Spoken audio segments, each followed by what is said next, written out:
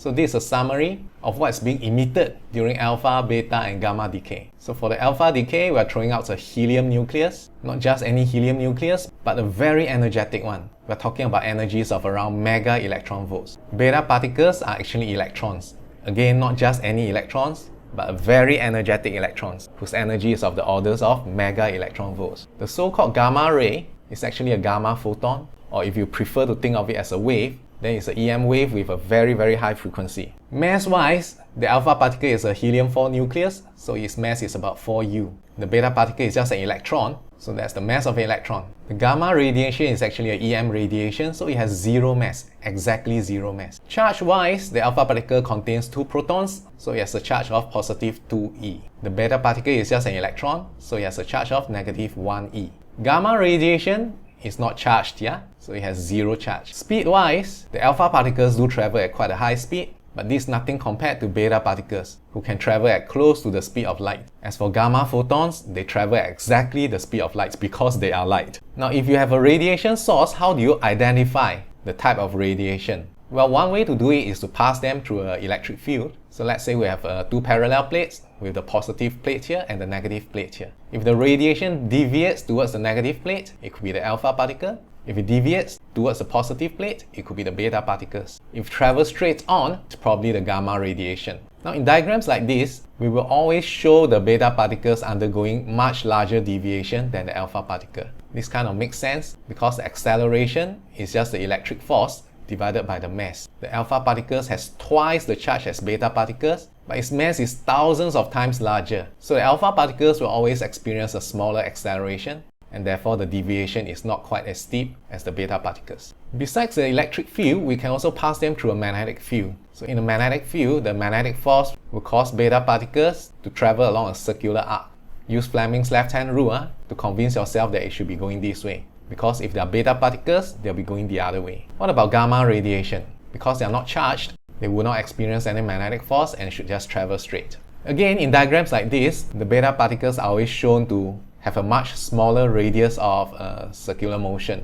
And it's quite easy to understand why. You equate the magnetic force to the required centripetal force. Turns out the radius of the circular motion is given by mv divided by bq. The alpha particles do have a smaller v and a larger q. But the biggest difference is still in the mass. The alpha particle's mass is more than 7,000 times larger than the mass of the beta particles. So their circular motion will have a much larger radius. Next, let's talk about ionizing power. So let me explain first what we mean by ionizing power. So let's say this is an atom in the air, and then an alpha particle comes along. The alpha particle is positively charged, so it's capable of pulling an electron out of this atom. So this atom has become a positive ion. Not only that, this electron may find itself to another atom in the air. So this atom now becomes a negative ion. So the alpha particle, being a charged particle, is able to ionize other atoms. So as the alpha particle travels through air, it will leave behind a trail of ions. And ionizing power is defined as the number of ions formed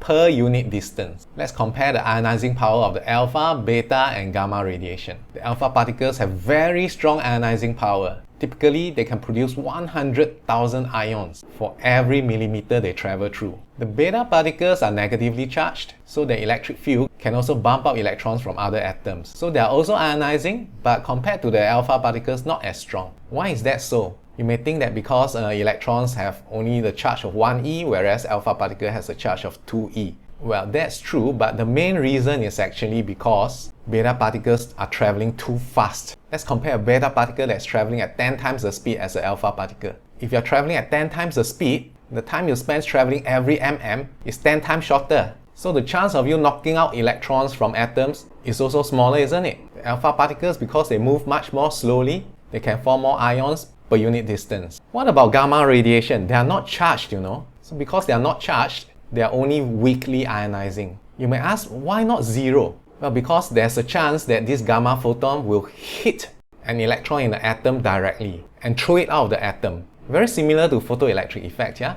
But in this case, if a gamma photon hits an electron in a gas atom, it actually knocks out a beta particle because it's so energetic, you see? And so it's the beta particles that go on to do the ionization. But because this doesn't happen very often, right? So the gamma radiation is only very weakly ionizing. Now, if you understand this, then you understand the ranking for the penetration power for the alpha, beta, and gamma radiation. The alpha particles is the least penetrative of these three. In fact, it's quite pathetic, yeah? If you put a piece of paper here, you won't find any alpha particles on the other side. The reason why the penetration power is so pathetic is because alpha particles are very, very ionizing. Because every time you ionize an atom, you actually lose a bit of your own energy. So if you ionize a lot of ions per mm, you also lose more energy per mm. So the alpha particles will produce a lot of ions here, and as a result loses all its energy and becomes an ordinary helium-4 nucleus. The beta particles are not as ionizing, right? That's why they are more penetrating. It takes a few millimeters of aluminium